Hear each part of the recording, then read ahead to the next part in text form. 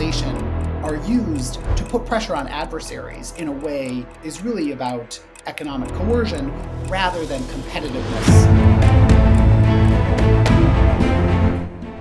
US, they basically subpoenaed the SWIFT organization and said, we want data. People were like, oh, these are just markets. They're just about efficiency. But I think that markets generate power. In our world, when these network-based weapons are being used, the companies are the foot soldiers carrying out the coercion. Jack Ma, he questioned the Chinese government. He then was disappeared. It's just mind-boggling. Like, if you think about the platform economy, there's just not a single European company. It's either Chinese or American. LLMs, to me, by the time the rest of the world realizes it, tomorrow these might also then get weaponized. Dark spaces in the global economy that governments like Iran or Russia are willing to pay to exchange stuff in a dark medium. Is it surprising to you that geopolitics and security considerations have taken a front row seat compared to economics? The US, and I think the Europeans, they're in a place where they never thought they could be on the receiving end of these things. It's a new place.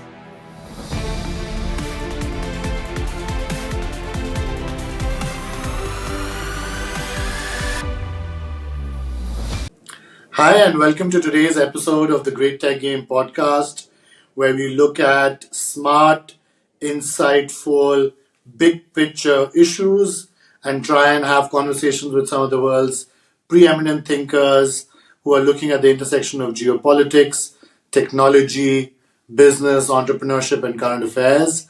And so today I'm excited to have with us Professor Abe Newman, who's a professor at Georgetown University, also the co-head of the Mortara Center for International Studies there, the author of a great book that has come out recently, which will be the main focus of our conversation today, called The Underground Empire, How the US Has Weaponized the Global Economy.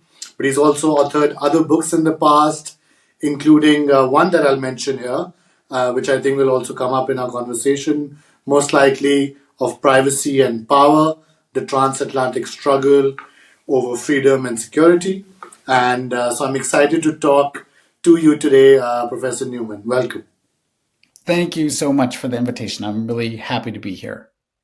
Your book, The Underground Empire, the moment I encountered it, I was intrigued, of course, by the title itself first. So I think great job on the title. It intrigued me the moment I saw it. So to start us off, I wanted to ask you a fairly broad question, and we'll deep dive into certain specific pieces. But I wanted you to start us off by describing the massive machinery and the various elements of this underground empire that you believe the US has built to control and, as you say, weaponize the global economy. Great. So when we talk about the underground empire, what we're really focusing on are the kind of arcane back-end pieces of the global economy, these infrastructures, the kind of the plumbing of capitalism that in many ways was built by companies. Firms were out there making global transactions. And as they did that, they built these different types of systems to make it easier to engage in capitalism. And so those are everything from fiber optic cable networks to the back-end banking systems. There's an organization called SWIFT, which is like a kind of an encrypted post office for banks, or the supply chain systems, that companies like TSMC or Apple have constructed that span the world. And what we kind of identify as how, just like in previous empires, a lot of the power that came to the core came on the backs of companies, of private actors that were building these networks, and that those networks then they could be turned on or turned off by the states in order to get leverage over their adversaries. So the underground empire is often those things that we just take for granted, that we thought were just making capitalism work, and then states woke up, and particularly the United States, and saw how it could be a tool for its foreign policy objectives as well. Yeah, and one of the things that I talk about in my own book, The Great Tech Game, is I go back into history And if you go back to the telegraph cable era, right, the underground empire you've described for the US in many ways existed for the British Empire as well. The all red telegraph cable network that the British had built, that connected their various colonies to them, of course, started in very, one can say, as you rightly said, in very with very commercial objectives often, right? So when the transatlantic cable gets laid between England and the US, it's primarily for better flow of information, right? And as those telegraph cable networks evolve around the world, it's only when geopolitical battles begin, right, between the various colonial powers at the time, and in the pre-World War One era, you start to see how these networks or this infrastructure layer, as you've described them, can get very easily get weaponized, even though initially they were not intended as such. And many can argue that today, as I think you're also arguing, that the fiber optic cables at the core of the internet traffic, the way the data is flowing across continents today, is also starting to get weaponized in many ways, right? Yeah, there's another great historical book. It's called Planning for Armageddon. And it's a history of kind of the British interactions with Europe right before the run up to World War One and World War Two, and they're thinking about how they could use these similar tools. So, in addition to the telegraph, the other place the author looks at is insurance markets, because it was another place where the British dominated that part of kind of the global economy, and a lot of to get the supplies you needed to make your war happen, you needed insurance. And we're seeing that today, in the Russia sanctions. It's the same story happening where the price cap is run on the backs of European and British insurance companies, that you need. There are only a small handful of them. And if you can't get them, then you're adding costs to anything that you want to do. No, absolutely, absolutely. And I think many such examples exist in history. So, in many ways, it's not surprising to me, Abe, that the US has built out this machinery, right? It's not surprising why, right? But I think what I do want to ask you is how, right? How has this machinery gotten built? Over what period do you think this has gotten built? Has it been conscious as part of a grand plan, or has it been more grounds up, more organic, post facto utilization of networks that were already built by private corporations? So, talk to us about how this machinery has come to be built, in your opinion. Yeah. And so, I would just start with, even though we have historical kind of antecedents to what's been happening, it's important to remember that, like, for about 50 years, we had mostly national markets. We didn't have global networks. After World War II, the whole system that was put in place, there were capital controls. A lot of economies were running high protectionism and kind of, internally focused markets. Banking wasn't national. There was no internet. Production systems were still mostly national. And so really, a lot of these global spanning networks that we think about in the book are taking off starting in the 70s and through the 90s. And so in some ways, there are these examples from history, but the extent that we have them today is just so much bigger. And there was also, I think, a kind of a caricature about those networks that was that kind of brainwashed us to not see the threats that lurked in these infrastructures. And so that kind of caricature is best. I think Thomas Friedman made it really popular. He had this idea of, like, the world is flat. And it was an idea that, these networks that we're building were going to decenter power, and they were going to, end conflict between great powers, and companies were going to be in charge, and footloose capital, and, that whole story.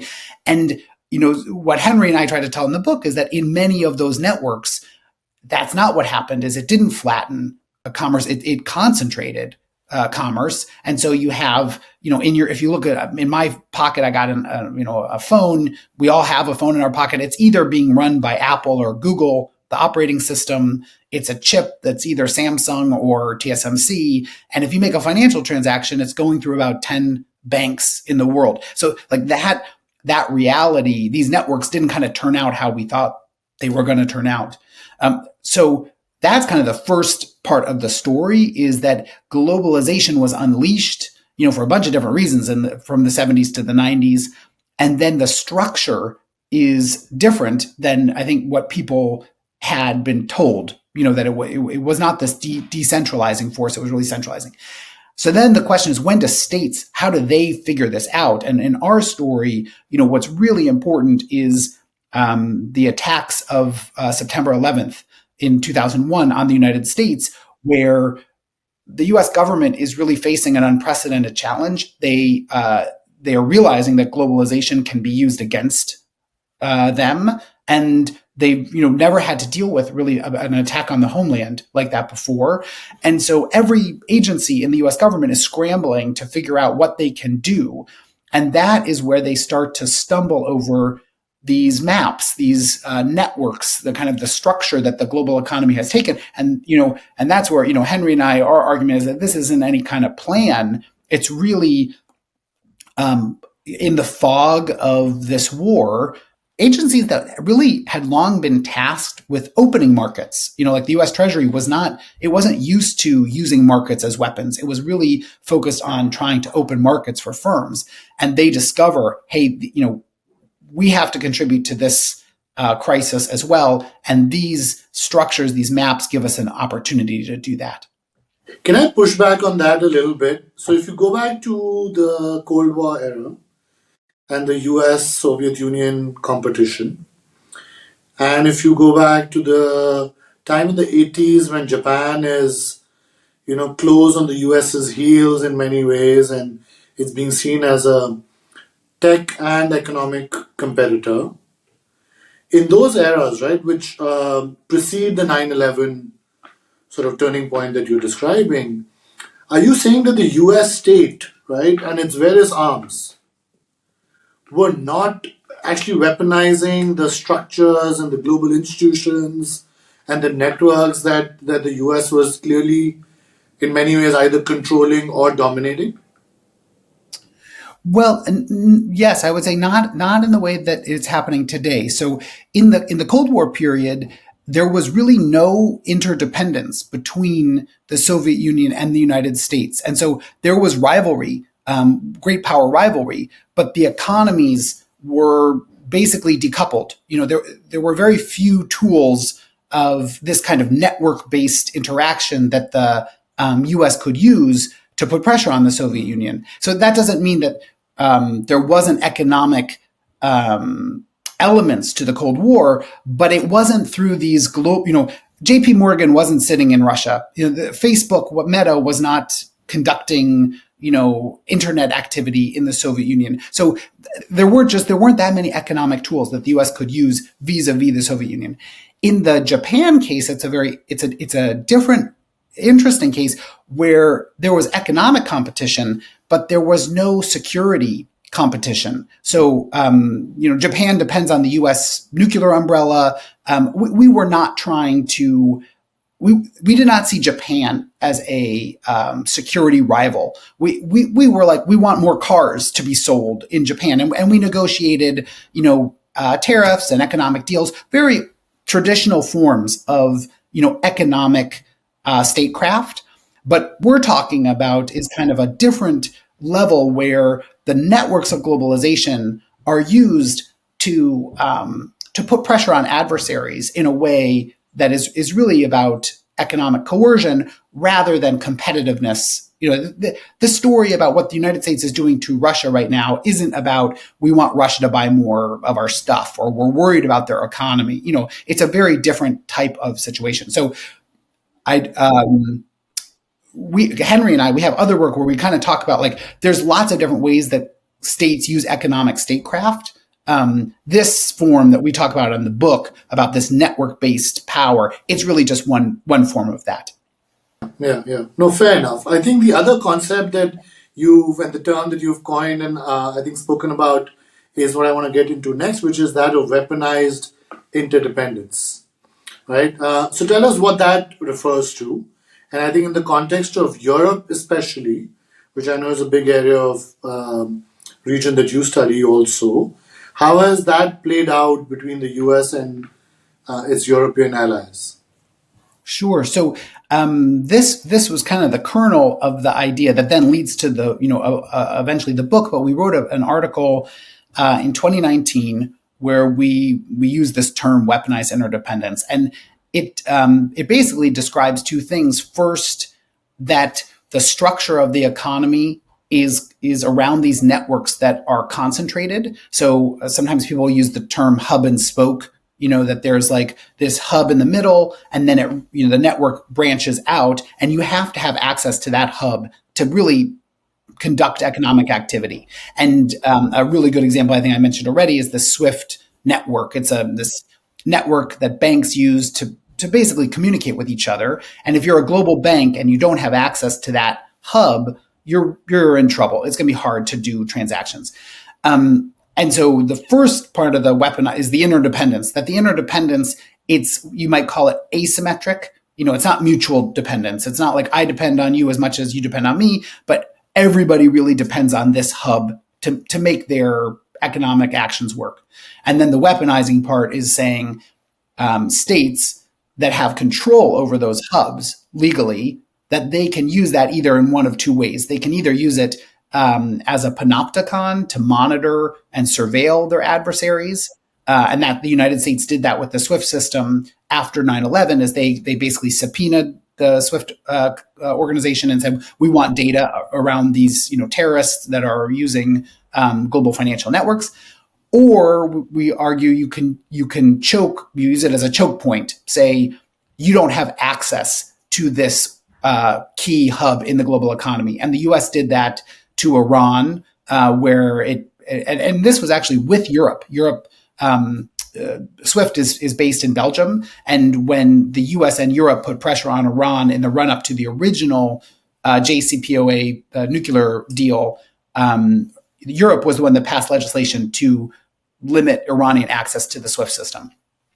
I think the interesting part that's happened since then is that the US and Europe have not always agreed on how these choke points should be used. And so when Trump was elected and he came to power, he withdrew from the JCPOA.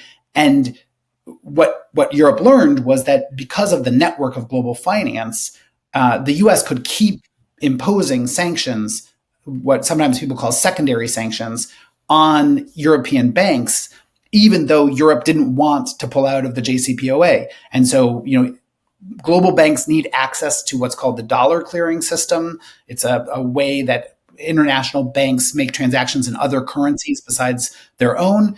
And if they wanted to keep access to that, they had to follow US rules. And so all of a sudden, Deutsche Bank, is enforcing US sanctions on Iran, even though Germany doesn't want Deutsche Bank to do that. And that's really where you see the tentacles of the underground empire going way beyond traditional statecraft, like traditional sanctions, which are more just like, we're not going to sell you things. This is where the network allows U.S. power to reach well beyond its borders. Yes, it almost seems to me that the hub piece of this hub and spoke approach, right, to create this kind of dependence that can then be weaponized later, seems to be built either in times or in circumstances when the other players, right, don't necessarily anticipate that this piece will get weaponized, right? So it's almost in stealth, right? In many ways. And that's what we kind of call, it's the underground. It's like people aren't recognizing this is being built. But I do have to say, I think many countries in the world understand that markets generate power. It's like there was a moment in our life where there was, I would call it like a neoliberal delusion, where people were like, oh, these are just markets. They're just about efficiency. But I think if you were to ask people in India, like they would understand, yes, global markets are also about power and they're going to be used for power. And so, like you said, I think people kind of dreamed it away, but it wasn't that these things have not existed in the past, these types of powers. But it was we decided not to look too closely. Or is it that the other countries just don't have that much of control over it in the first place? So even if they wanted to, given the US's economic and geopolitical strength and financial strength, let's say, if capital and technology, as I call them, are the duopoly of the world, the US is the preeminent capitalist power in the world. The US is the preeminent tech power of the world, and other countries, even if they wanted to, and if even if they realized that this could be used in the future, that they just didn't have the option to create an alternative or to oppose the US's control.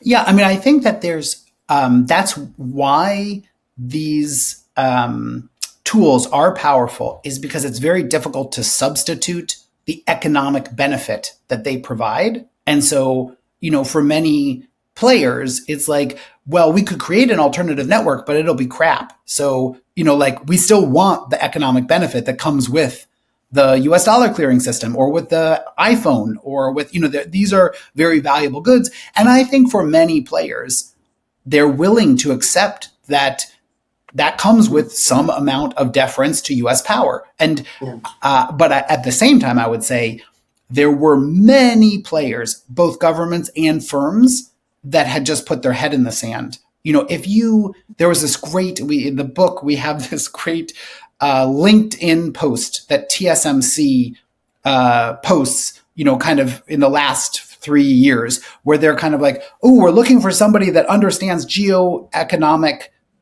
threats. And you're like, okay, come on. Like you were not thinking about this. This is just new to you. So I do think that, I spend a lot of time in Europe and talking to European officials. And for many of them, they just were blind to that this really could happen. And there's a quote in the book we have where one of the vice presidents of the European Commission is saying, we had a hard awakening to this world of weaponized interdependence.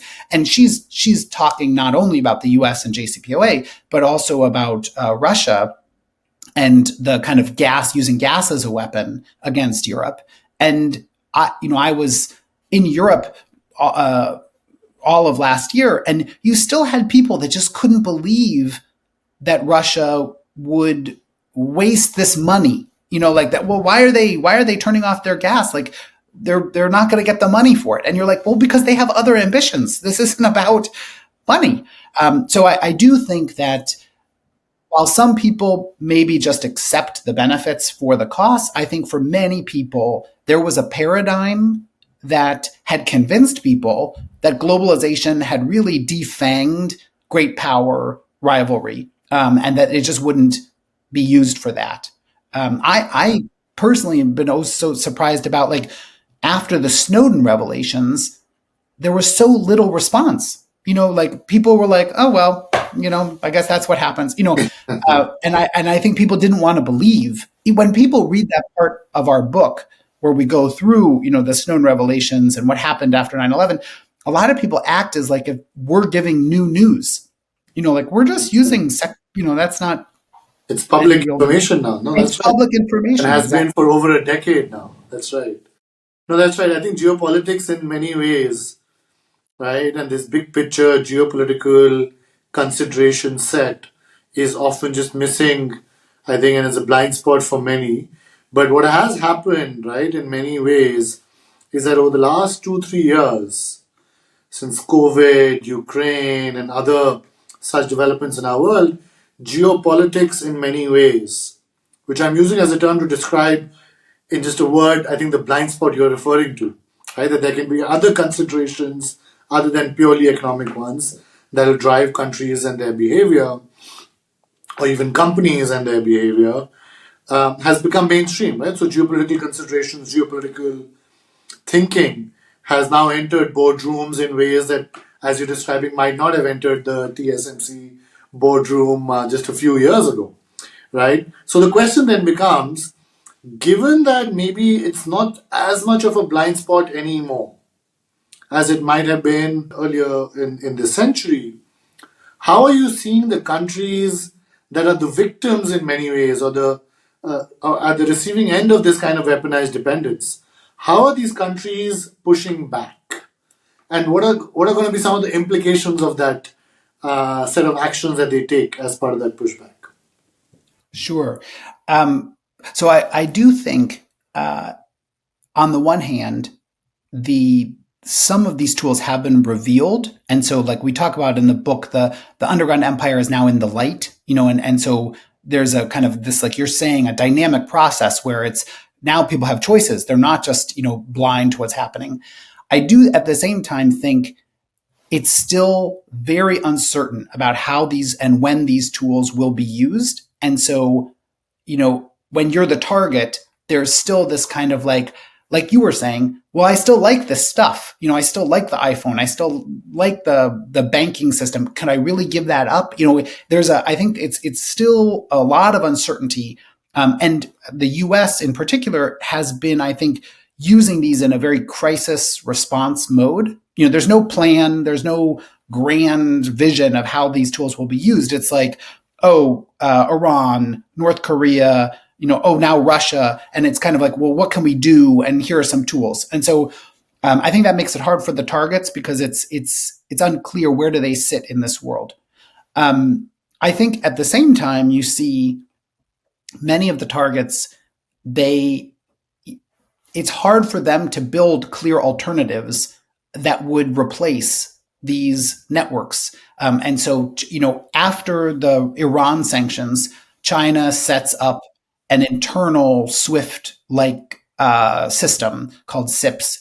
And they recognize, ooh, this is a danger. But ultimately, that that institution is just an internal Chinese system.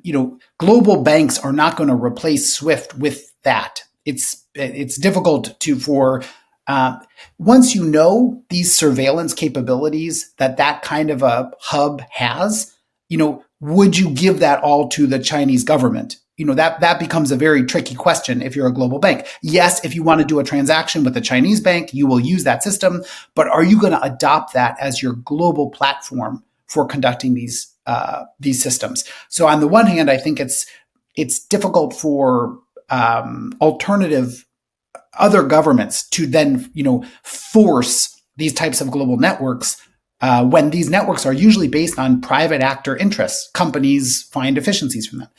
And then on the other hand, you have when a private actor does come about that could provide something, it doesn't always jive with the domestic political interests of that other government. And so in China, for example, they had a burgeoning alternative to US payment systems that was called Ant Financial. And it was a very popular platform. It could have challenged Visa, PayPal, all these things.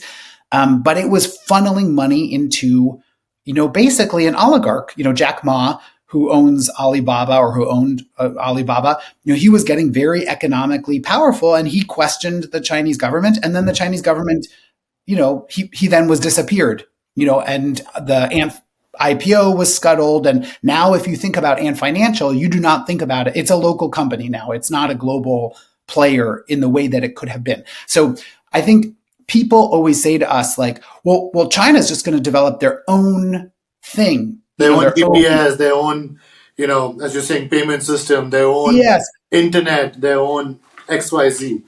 Yes, but I think empire. Their own underground empire, exactly. But I think it's much harder to do that than people realize because, like you were saying earlier, accepting these platforms as so integral to your economy requires you to first think that they're kind of neutral, that or the risk of giving yourself over to this empire is minimal. But also for many of these systems, they also create domestic political constraints as well. The governments have to think about that too. Like in Europe, for example, Brexit, it was a huge blow to Europe's ability to create any kind of alternative to the United States because they just shot them, and it was for a domestic political fight. It wasn't because of the underground empire. It was just because the British conservatives had a tantrum. That's right. So, in many ways, if the Chinese or the Russians come up with a tech driven network, right? Either information network, infrastructure network, clearly, as you are articulating, at least the US view is going to be that we don't trust this. So when Huawei comes up with its own 5G networks, for a while Europe trusts the Chinese as a trading partner, it's okay. They penetrate. But the moment the US says, no, this is a rival, we don't trust them, they might use this for nefarious purposes, or in other words, for larger geopolitical purposes. We're not going to trust them, and hence we're going to exclude them from the list of trusted vendors. Then, of course, the US, Europe, other friends and allies follow and exclude, right? Companies like these, let's say the Huawei example that I'm using. But what about if these technologies are originating from companies that are trusted allies? So let's say tomorrow, if Europe was to build an alternative, either a GPS or 5G networks or equipment that is critical in the semiconductor space, those seem to be okay, right? I mean, there's no issue if ASML is a monopoly in the semiconductor equipment space, right? Are you seeing that, at least amongst US allies and US friends, that they are looking to make sure that they are not super dependent or overly dependent on this underground empire and still have some ways to leverage, some technology or some networks that at least they control? So I think there's a few different points to that question. I think on the at the first level, um, you know, I think the U.S. in particular is most concerned when a rival would control a system, and they're less concerned about an ally because yes, like we spy on the Germans spy on us. It's true. Like, it's like everybody's trying to get some info on each other, but these systems are much more like they're being used for much more coercive ends. And the kind of the general alliance structures are mitigating the risks associated with them. So I don't think the United States, what the United States is trying to do is more deeply embed these networks of our allies into the United States rather than to China. So if you think about the IRA, the Inflation Reduction Act, it's not saying we need to make American solar panels. It's just saying, when people make solar panels, they should make them here and Europeans should invest in the United States. And so I think there's a deep understanding of what people call friend shoring or, ally networks. I do a lot of work in Europe, and I think Europeans are very aware that they need to keep their options open when it comes to their economic interactions. That they've become, in some ways, too reliant on U.S. Providers. But ultimately, I think Europe it doesn't. In some sectors, they are so economically dependent. It's just difficult. Like if you think about the platform economy, there's just not a single European company. It's either Chinese or American, and so there's very few choices that Europe has in that setting. They have to choose U.S. or China. They don't have a cloud provider. It's just mind-boggling to Mind-boggling. me. Yeah. Yeah, it is mind-boggling given the otherwise economic and technological strength, or even in terms of capital or corporate presence that Europe has. It's very surprising, right, that they have not built. Now it's interesting because I think the modern day analog of the platform gap that Europe has struggled with for the last 20 years, right? These consumer internet companies or the operating systems, the Google Android or the Apple iOS or the Facebook and, Google and Amazon Web Services, all of these platforms that you've referred to just now, the modern day analog or the 2023, 2024 analog of that is in artificial intelligence, the large language models. Many ways, LLMs to me are at a point today where they could very well be the new Google OS or iOS type platforms that make the rest of the world, or large chunks of the rest of the world, including Europe, very dependent on them. And by the time Europe realizes it, by the time the rest of the world realizes it, tomorrow these AI platforms or AI models might also then get weaponized. Let's say 10 years Yeah, from now. yes. I mean, I think the Europe is in a very poor position, when it comes to semiconductor production, to cloud services, and to algorithm development. So, if you think about the three things that really drive these models, those And, are the and three talent. I would things. add one more piece, which is talent. All of its True. top tier talent often migrates over to Silicon Valley. Yes. And I mean, there was a vision where the UK could be the core of a European, AI ecosystem, but because of Brexit, it has really torn apart many of those networks, and especially in migration. And it's like there's so many barriers now at the university level. So I think that that's a real difficult situation for Europe. I would say, in terms of the weaponization of these systems, that is really at the core of the Biden administration's interaction with China. Is its concern that these systems are dual use systems, and this isn't really even weaponization of interdependence. Like I'm talking about, this is like AI models might game wars, and that they will be used as a weapon, themselves. And so that's really where they are using my tools, weaponized interdependence, to hinder China's advancement in these systems, export controls and sanctions, and these different tools, because they want to degrade China's advancement in those systems. And so I think it is a place where the things we've been talking about, the concentration of economic activity in a few technological firms, that they are really at the at the intersection of this emerging rivalry that we have today.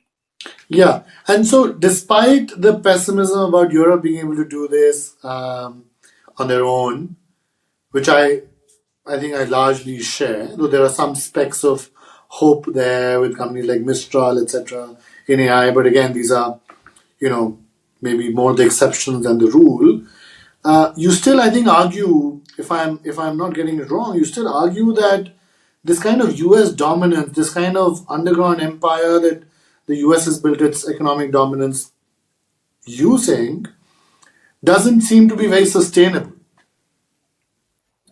Am I getting the So, argument right? Do you believe that the U.S. dominance is well, not that sustainable? I think it's like we want to have a complex answer, because we don't want to just have like a yes no. So I think the thing that we want to stress is, like, there's not one network in the global economy, and so in some places, U.S.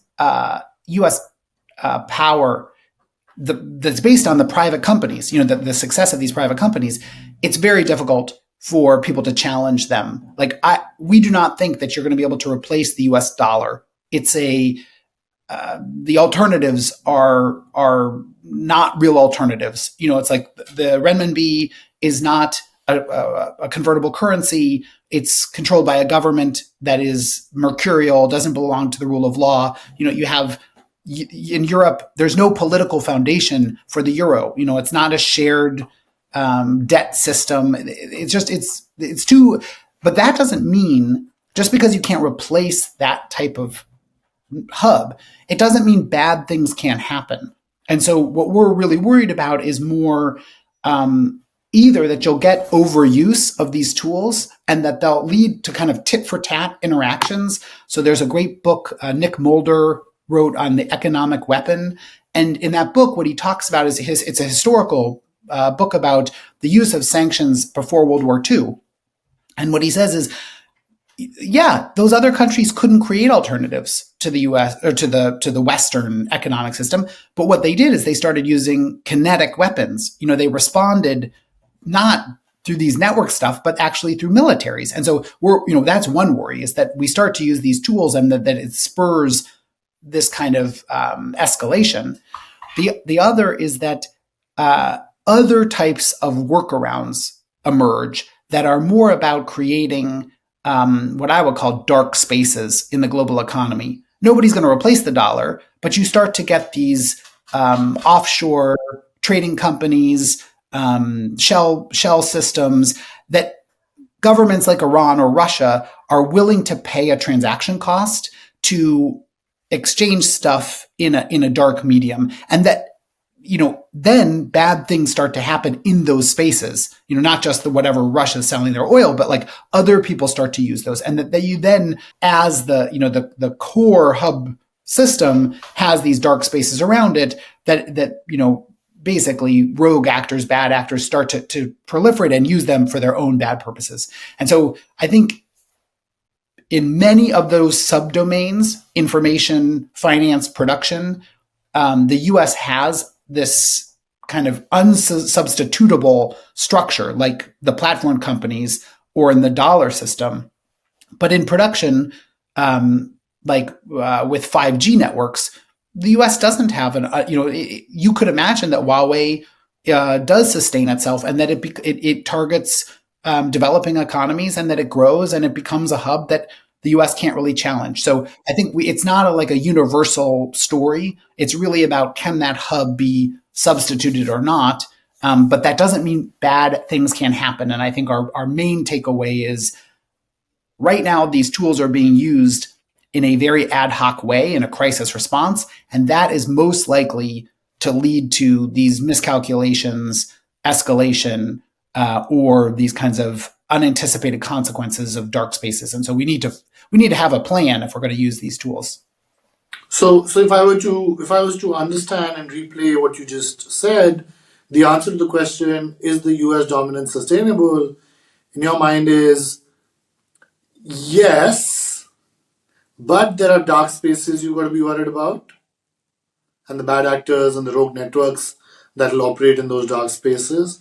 And yes, there might be certain areas, certain technologies, certain networks where parallel competitors like Huawei might emerge and, remain decently large players. But net, it seems to me that you're saying the US dominance is actually sustainable. I mean, I think what we would say is, to make it sustainable, it should be used responsibly. And the more responsibly it's used, the more sustainable it will be. Because then it'll be harder for challengers to get other people to join on to their alternatives, and there'll be less miscalculations or things that would then create people to be unhappy with the system. And so it's really like the brutal use of these tools is going to generate responses that will be against the United States interest. And do you believe that in recent years, or even recent months, the US has used these tools brutally? Well, I think the most brutal uses were probably under the Trump administration. The withdrawal of the JCP from the JCPOA. I think that was like one of these moments where nobody in the world was on board with that. Do you know what I mean? Like the European allies, many people in the other global South, people were kind of like, what's going on here? I think that's an example where the US didn't have a lot of legitimacy behind its actions. I think the example of Russia is very interesting because there's a kind of I would say a bifurcation. There's a large group of people that think this is legitimate, what the US and Europe are doing economically, but it's not universal. And in many ways, I think it's, the amount of reaction you will get to the use of these tools is how legitimate they're viewed. Because we all know power is used in the global system.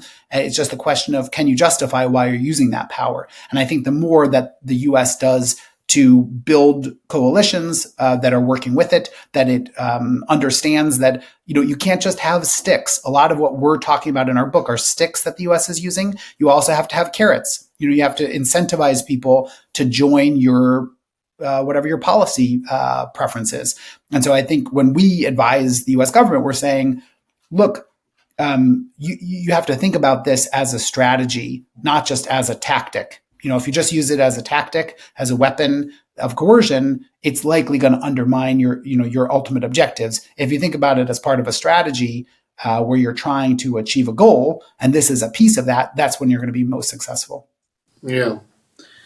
The other piece I want to get into with you is, and we've touched upon this briefly already, but you talk about markets now as battlefields, right? And one of the chapters in my own book, incidentally, was called "The Battle for Markets," right? And the battle specifically over tech markets, right? Technological markets, whether it is 5G, whether it is AI now, right? I mean, these are large economic markets driven by either new wave of technology or technology that's become widespread, and even I view them as now the new battlefields, right? From a very geo-economic standpoint, right? But talk to me about why you are terming them as battlefields, because of course the contrary or the other view will be that markets are always competitive. So where is that line between competition and battlefield, right? Why do you not call them competitive markets and call them battlefields? And Sure. give So us maybe a couple of examples of these yes. battles. So there, I think they're probably, you can see them through both lenses. The competitiveness lens is the traditional one. What we really want to get at with the battlefields is that in our world, when these network-based weapons are being used, the companies are the foot soldiers. The companies are the ones that are carrying out the coercion. It's like when you think about the Snowden revelations, the US government is not the one monitoring what people are doing. It's AT&T and T and Facebook and Google. They're the actors that are actually observing. When companies are being cut off from technology, it's ASML. They're a designer of semiconductor lithography machines.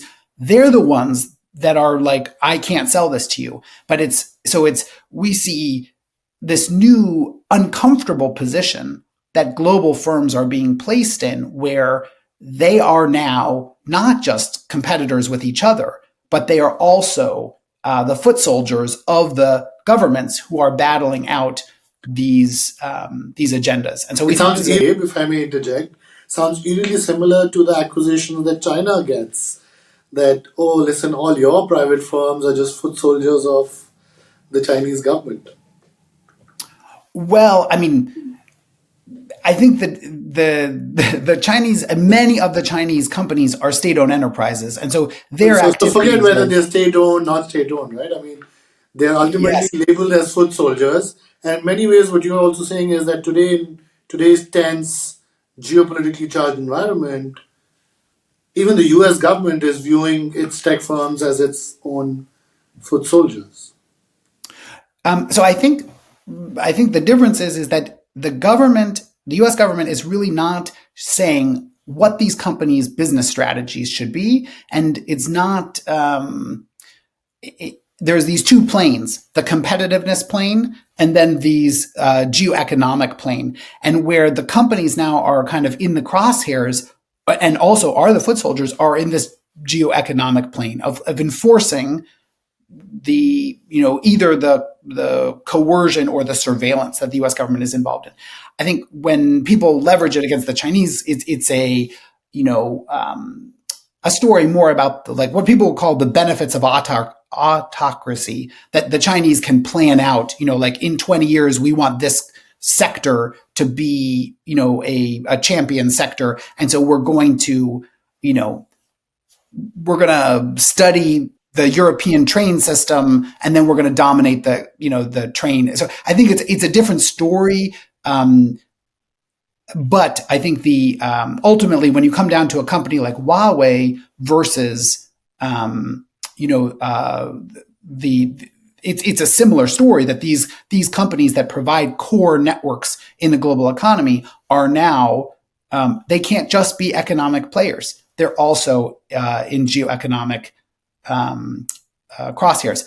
I do think, just to go back to what's the biggest threat to U.S. power, for me, it's the threat to democracy inside the United States. The thing that makes the United States different than China when it comes to how these tools are used is that there is the rule of law. There are, legal rules about how these tools can be used. And when the US government breaks them, there is pushback. And so like in the Snowden example, the NSA did not like that because they got all these new controls put on them.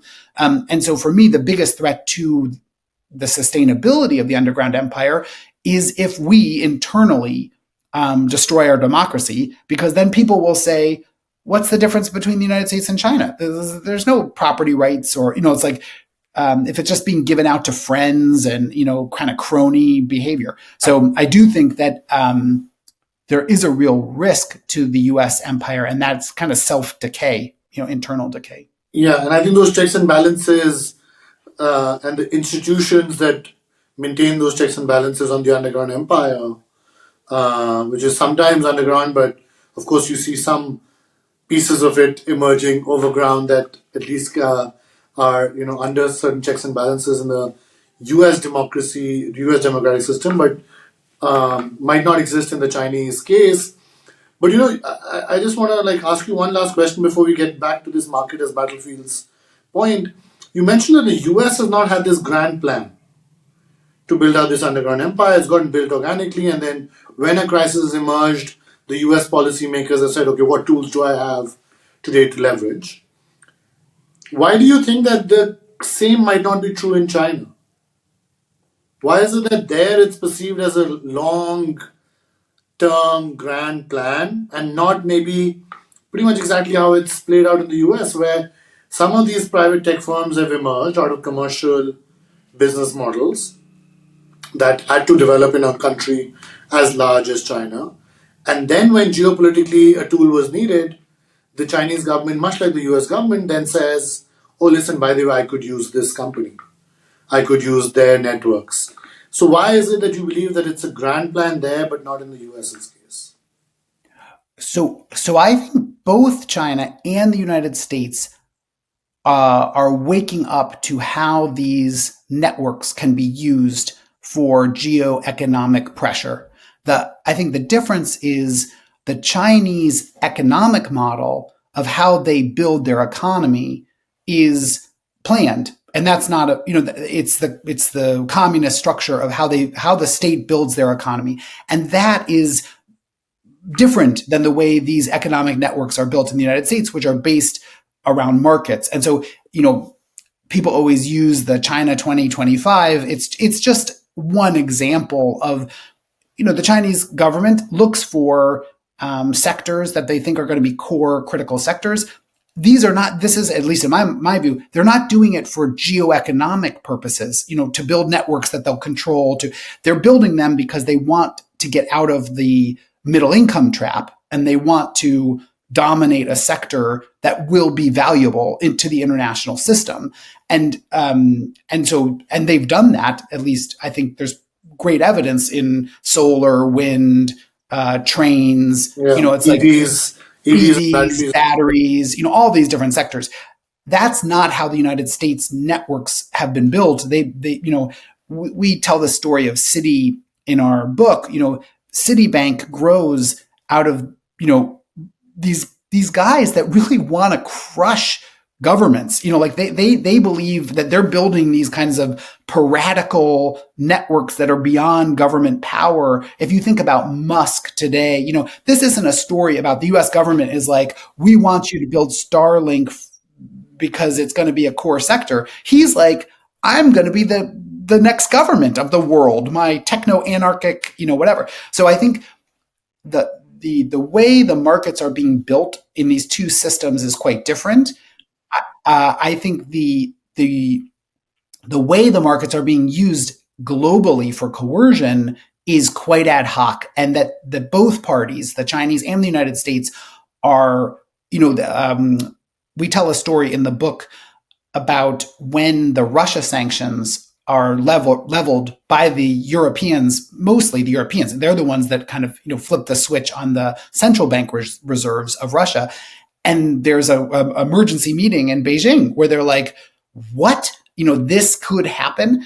So I don't think that any of the parties involved have this really thought out very far. And that makes it very I think, uh, very risky. It's Very like explosive. that's Yeah. Yeah. yes, because the parties had a different understanding of how these different systems would work, and now the Europeans, the United States, the Chinese, they're all kind of playing with these very important, you know, underpinnings of the global economy, and that we need to kind of take a step back and say, well, let's put some guardrails up to how these systems are used. Yeah, yeah. Which in other terms, one can argue that there should be a balance between security and economics, right? And I think you've spoken about this trade-off between security versus economics, which is taking precedence, right? And it's related to the question I asked you about markets as battlefields, right? The moment security considerations become, I think, more paramount or primary, you see markets more as battlefields and less as purely competitive markets. And so the question I have with you on that particular dimension is that surprising that given a time where the US is feeling or was feeling and has been feeling the heat of a geopolitical and geo-economic challenger in the form of China, is it surprising to you that geopolitics and security considerations have taken a front row seat compared to economics? The rebalancing of security concerns versus economic concerns, that I don't think is very surprising.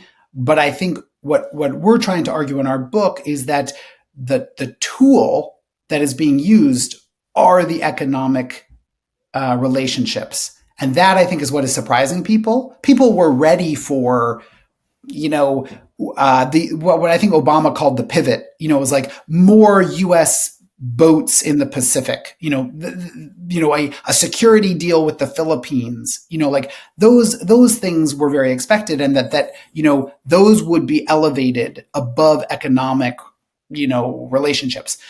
But what our book tries to show is that you can't separate the economic relationships from the security relationships, and that they're being used in tandem. And I, at the same time, I think what you're seeing, at least the Biden administration, is they're trying to save as much of the good stuff of globalization as they can.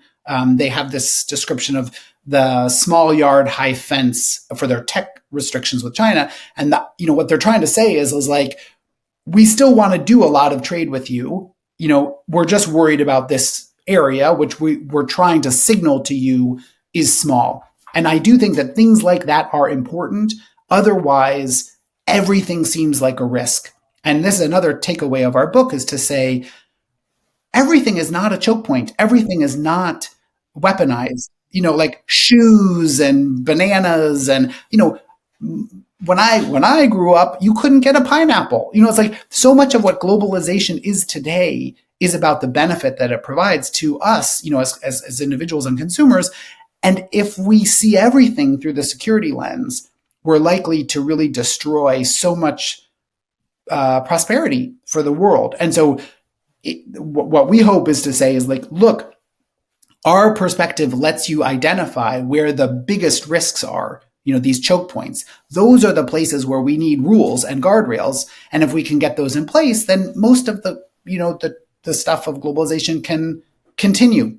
But if we see everything as a risk, it's really going to devolve into this bad place. Yeah, yeah. And as you're describing, these are choke points, right? I mean, the image that's coming in my mind is, the traditional term, and you use choke points in international relations and geopolitics, is, the Suez Canal, the The Malacca Strait, physical choke points, the yes. physical choke points, right?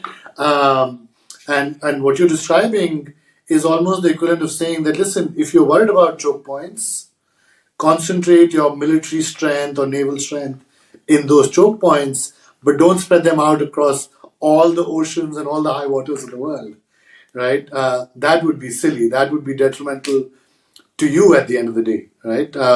So in a way, We That's don't do the that. kind of We don't visual put all image of that was our coming to my mind is the Yes, we US don't put nearly all of split up. our Air Force carriers in the middle of the Atlantic. We focus those things around these actual choke points, Choke and points. we need to do that in the virtual world as well, in the global economy. Is focus Yeah, our yeah. attention not everywhere and everything's a risk, but in these places that really are. And then again, I think the solution is often to diversify. Is not to say, well, then we have to just own our own thing. It's often the response is just to dilute the monopolist position. Is like, well, if people have a few choices, pretty quickly the choke point is not a choke point. Do you think the US is too worried, overly worried about being at the receiving end of weaponized interdependence? I mean, I think the US and I think the Europeans, they're in a place where they never thought they could be on the receiving end of these things. They really, it's a new place for them to understand that markets are also about power, because the US and the Europeans always used markets for power, not as the receiving end of that. And so I think both groups are kind of, ooh, this is, this, we should pay attention to this. When I look at the current US administration, I think they're being pretty targeted on where they are worried about China in particular in these places. So AI is a big place that they're worried. The other area that I'm picking up on is data. So there have been a series of executive orders on cloud, on data brokers, and on now electric vehicles that could collect data. And I think that they're not saying everything is a threat. They're kind of trying to pick off these places where they're most worried. Um, I think the important thing is that what has made the U.S. so powerful is that it has always thought that innovation and competitiveness was going to be the thing that ultimately would provide it power, not restrictions, not these, degrading your adversary. And so I think on the one hand, China is not going to sell us their AI weapons. Like, it's just like China limits so much of what they allow us to do to their economy. So I'm if we say like, hey, you can't do this, or this, like, I don't have a big problem with it. It's a mature relationship. You don't want to sell stuff to us, we're not going to sell stuff to you. We were naive for too long that, like, oh, we could just do whatever we want. But at the same time, the ultimate solution, I think, is not going to be through these restrictions. It's going to be through, like you were saying earlier about that, many of the large language models, our companies are doing really great stuff. So we don't want to, we worry, I worry, we don't want to get too much in the way of them and their innovation, because that will be a cornerstone of, our success. Yeah, you mentioned at the beginning of our conversation, you referred to Tom Friedman and the world is flat and how that has not panned out. And, now you're obviously also talking about how maybe the US and Europe have been naive about how this would play out, right, in recent years vis-a-vis China. So I want to conclude our conversation with a question, as any student of international relations likes to, which is about the global order, right? I think you've spoken about this. You've said that maybe that neoliberal order, the phase of globalization that we've all lived through over the last few decades, has now maybe ended, right? So, so Abe, how do you see this new order that is emerging or is likely to emerge? What is it going to look like, in your view, having had the benefit of studying, I think, the underground empire and the challenges to it that we've been discussing for the last hour or so? How do you see this new order emerging? What's the future world order look like according to you? Yes, well, that's a big question, but I will. So, I think the key thing is that we're not really very well prepared for this order, and so let me just give you this kind of arc, which is, during the Cold War, we had rivalry but we had very little interdependence between the main parties. And during the peak of globalization, we had lots of interdependence, but no rivalry. And so the basic institutions of our governments, whether it's ours or India's or Europe's, were either built for a period where there was really a national security priority, the Cold War, and there was very little economic systems management, or in globalization, where we basically outsourced most of our governance to private companies. There was no rivalry, and so the state wasn't really tasked with managing the system. And so now we have an order where we have rivalry and interdependence.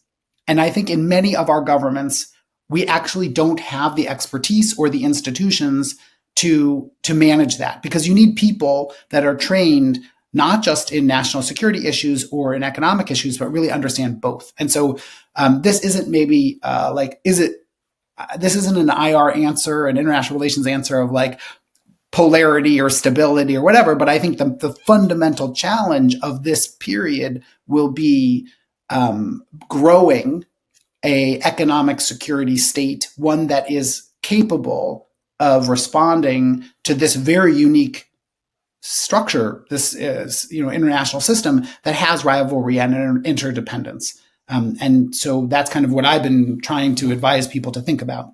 Yeah, and I think you've spoken about the fact that the National Security Council and the National Economic Council, in some ways, have to at least intersect a lot more or overlap a lot more. Definitely. Merge. Yeah. Right. Do you expect the order to be multipolar? Do you think that the US would be okay with a multipolar order, having lived through such a long time of a clearly unipolar order? I do. I don't think that I think the unipolar moment was quite exceptional. And, I think the US would be quite concerned if it felt like it was, being dominated in an international order, and it would try to, I think, protect itself from that. Yeah. But I envision like a world where there are multiple countries that have, uh, that are powerful players in the international system. And I think it's hard to kind of say, is it three? Is it five? That's beyond my Hard to pay grade. say. Yeah. Yeah. But I think we already see in the Russia war that, a country, it has nuclear weapons, but economically, Russia is not that large of a country. It is able to create a lot of destruction in the world. And so, we should be ready for a bunch of countries to be able to be in that position. And I think that really what the United States needs to think about is how does it minimize those countries that want to play a disruptive role. It's like there are so many countries in the world that the U.S. could have partnerships with, whether it's Indonesia or Brazil or, and right now I think the United States is very focused on competition with China. But I think it's equally important to think about these positive relationships that it has with other countries in the system. Yeah. No, great. This has been fascinating. I've taken up a lot of your time away from your students and coursework. So thank you for taking the time. We end every podcast with two quick questions. And I promise these are simpler questions than the world order question that I just asked you. And the two questions that we end every podcast with are the following. A book that you recommend for people who are interested in the kinds of issues we've been discussing, and a guest for the podcast that you recommend. So I really love that book that I mentioned earlier, The Economic Weapon, which is Nick Mulder's book. I don't know if I don't have a full list of the people on, but if you haven't had him on the podcast, he's very interesting. If you're interested in kind of a U.S. tech perspective, there's a woman, Emily Benson. She's at CSIS, and she has, I think, a really good perspective on U.S. kind of tech global policy. No, great. So great recommendations. We've not had Emily on the show, and I've not read Nick's book. So both great recommendations. Thank you so much for that. And it's been a pleasure having you on the podcast. Thanks again. I love this conversation. It's really fun.